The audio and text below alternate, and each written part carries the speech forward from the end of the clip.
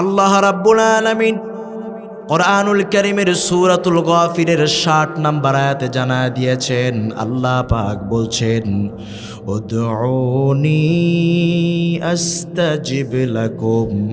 গোলামেরা, আমি আল্লাহর কাছে তোমার মনের চাওয়াগুলো, পাওয়াগুলো, তোমার মনের যত ডিমান্ড আছে, যত ডিজায়ার আছে, যত ডিজার্ভ আছে, যত এক্সপেকটেশন আছে, তোমার মনের যত চাহিদা আছে, সবগুলো আমি আল্লাহর কাছে তুলে ধরো, আমি আল্লাহর কাছে দোয়া করো, আমি তোমাদের দোয়াগুলো কবুল করে নিব। আল্লাহু আকবার।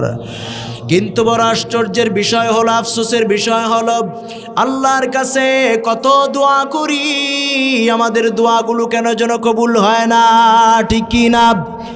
আমার ভাইয়ের আব্দুল্লাহ বিন ইব্রাহিম ইবনু আদহাম রহিমাহুল্লাহ, ইব্রাহিম ইবনু আদহাম রহমাতুল্লাহ আলাইহির কাছে বসরা নগরীর বাজারে বসরার লোকেরা একবার ইব্রাহিম ইবনু আদহাম রহমাতুল্লাহ আলাইহিকে জিজ্ঞেস করলেন, ইয়া আবা ইসহাক, ও ইসহাকের পিতা ইব্রাহিম, আল্লাহ রাব্বুল আলামিন বলে দিয়েছেন, উদউনি আস্তাজিব লাকুম, আমি আল্লাহর কাছে দোয়া করো, আমি আল্লাহ দোয়াগুলো কবুল করে নিব।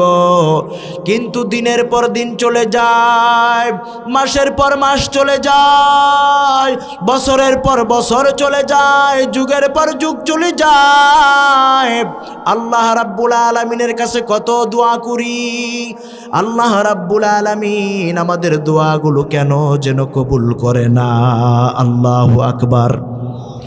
ইব্রাহিম ইবনু আদহাম রহমাতুল্লাহ আলাইহি বললেন, ইয়া আহলাল বসরা, ও বসরা নগরীর লোকেরা, তোমরা আল্লাহর কাছে দোয়া করার পরেও তোমাদের দোয়াগুলো কবুল হয় না। মাতাত কুলুবুকুম ফি আশরাতি আশিয়া, একটি নয়, দুইটি নয়, 10টি কারণে তোমাদের অন্তরগুলোকে যিনি মৃত বানিয়ে দিয়েছেন তিনি কে? মাতাত কুলুবুকুম ফি আশরাতি আশিয়া, একটি দুইটি নয়, বরং 10টি কারণে তোমাদের অন্তরগুলো মরে গিয়েছে। আর অন্তর মরে যাওয়ার কারণে মৃত অন্তরের দোয়া আল্লাহর আরশে আজিম পর্যন্ত পৌঁছায় না। নাউজুবিল্লাহ পড়েন। কয়টি কারণে অন্তর মরে যায়? এই অন্তর মরে যাওয়ার কারণে দোয়া আল্লাহর কাছে পৌঁছায় না, আল্লাহর আরশ পর্যন্ত আমাদের দোয়াগুলো পৌঁছায় না। এই 10টি কারণের সব কয়টা কারণ হয়তোবা বলার সুযোগ আমার হবে না। ছোট্ট ছোট্ট করে 2-1টি কারণ যদি আমি বলার ইচ্ছা পোষণ করি, আপনারা কি সেই সুযোগ আমাকে দিবেন?